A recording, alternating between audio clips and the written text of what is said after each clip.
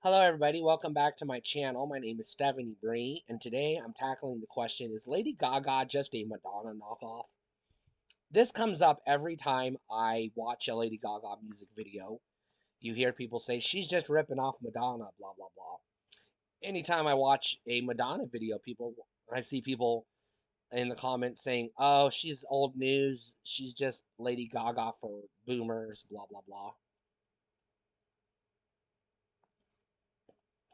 The two do get compared a lot. They have some similarities. They're both young, beautiful women when they started. They have talented um, writing abilities. They have amazing voices. They're both, like I said, beautiful women. They've both done dabbled in acting. I would argue I love Madonna. She's one of my favorite singers of all time. I would argue that Lady Gaga has had a better film career than Madonna did. I would make that case strictly based on her appearance in House of Gucci. I fucking loved House of Gucci. I just cried the whole movie. I was like so like enamored by her performance and uh, Adam Driver. I mean, I'll watch anything Adam Driver is in, but man, that movie just like made me bawl like a baby. I didn't know I knew House of Gucci was based on a true story, but I didn't know the story. I thought it was going to be, like how the Gucci brand came into prominence. I didn't know it was going to be a murder mystery. Well, not really mystery, but murder story. Musically, I own on CD every album Madonna has ever produced. I do not own a single Lady Gaga CD, but I have a ton of Lady Gaga songs in various Spotify playlists, including my Pride playlist that I listen to every June to get pumped for Pride because Born This Way is an LGBTQ plus Pride uh, anthem for queer people. So I listened to that song countless times throughout the month of June because, we have to, show up and represent our community and let people know that we're here to stay and there's nothing you can do about it. Also, we're just trying to live our lives. We're not hurting anybody, we're just living our lives. So, anyways, Madonna, some of her greatest hits, she's got a lot of pop hits, like a Virgin, Vogue, Human Nature, Like a Prayer, um, Material Girl. Those are some of her big hits. But she's also done a lot of dance music. She shifted into what I would classify as the new disco style. She still says techno, but I don't think she knows what techno is. Um, but anyways, she's done a lot of electronic songs too. She started, I think, with the one of the 007 soundtracks. She did the theme song for one of the 007 movies in the 90s. I don't remember which one.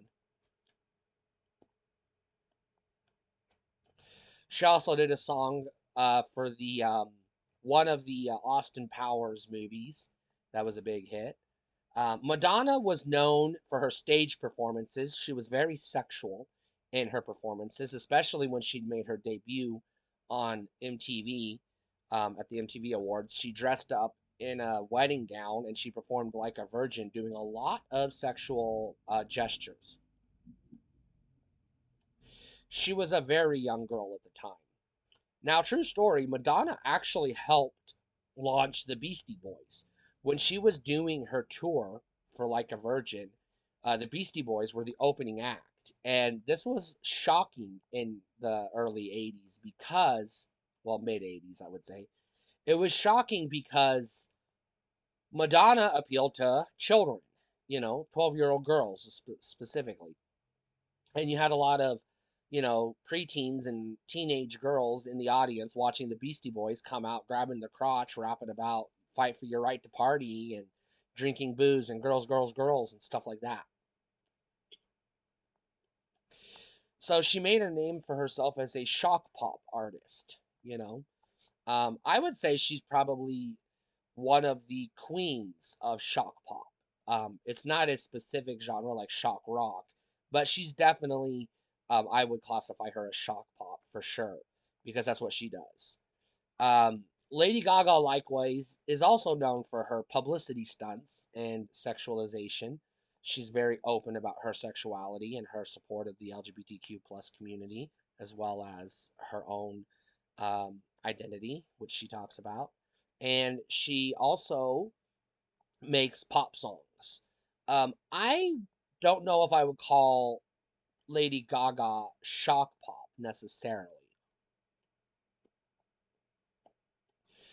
She definitely does a lot of stunts, like the meat dress that's made her famous and things of that nature.